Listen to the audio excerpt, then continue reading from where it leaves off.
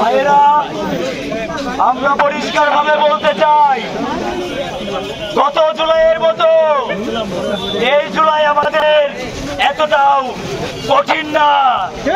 গত জুলাই আমাদের আরো কঠিন ছিল। আজকের এই দিনে আমরা পুলিশের সামনে দাঁড়িয়েছিলাম। আমরা পরিষ্কার ভাবে বলতে চাই, তোমাদের পাথর আমাদেরকে দাবায় রাখতে পারবে না। তোমরা যতবার পাথর মারবা, আমরা ততবার বুক পেতে দিব।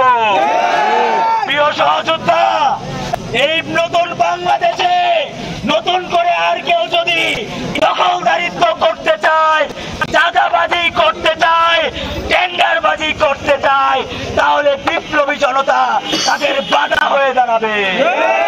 নতুন বাংলাদেশে আর কোন চাঁদাবাজের জায়গা হবে না, খুনিদের জায়গা হবে না, দখলদারের জায়গা হবে না, সন্ত্রাসীদের জায়গা হবে না। যতবার তোমরা সন্ত্রাসী কার্যক্রম করবা, ততবার আমরা তোমাদের বাধা হয়ে দাঁড়াবো। আমরা আজকে এই চট্টগ্রাম বিশ্ববিদ্যালয়ের 0 পয়েন্ট থেকে ঘোষণা দিতে চাই, সন্ত্রাসীরা, খুনিরা যে দলেরই হোক না কেন, তাদের বিরুদ্ধে আমাদের যুদ্ধ ঘোষণা করা হলো।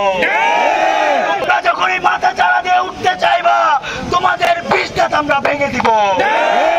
প্রিয় সহযোদ্ধা, আজকের এই চট্টগ্রাম বিশ্ববিদ্যালয়ের 0 পয়েন্টের জমায়েত প্রমাণ করে বাংলাদেশের মানুষ কোন সন্ত্রাসীদেরকে চায় না, বাংলাদেশের মানুষ কোন খুনিদেরকে চায় না, বাংলাদেশের মানুষ কোন দখলদারদেরকে চায় না।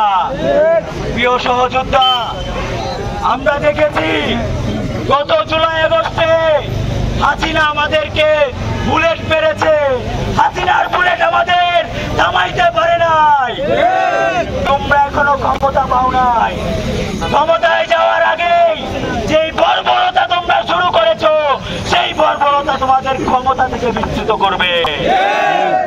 প্রিয় সহযোদ্ধা, আমরা আজকের এই ঘটনা দেখেছি, বর্বরতাকে হার মানায়, এটা নৃশংসতাকেও হার মানায়। আমরা পরিষ্কার ভাবে বলতে চাই, এই নতুন বাংলাদেশে আর কেউ যদি অস্থিতিশীলতা করতে চায়, খুন করতে চায়, তাহলে তাদেরকেও লীগের পথেই যেতে হবে। আপনারা ইতিহাস থেকে শিক্ষা নেন। যদি ইতিহাস থেকে শিক্ষা না নেন, তাহলে হাসিনার মতোই আপনাদেরকেও লেজ গুটিয়ে পালিয়ে যেতে হবে। এই সন্ত্রাসীদের বিরুদ্ধে আমাদের আমৃত্যু সংগ্রাম চলবে।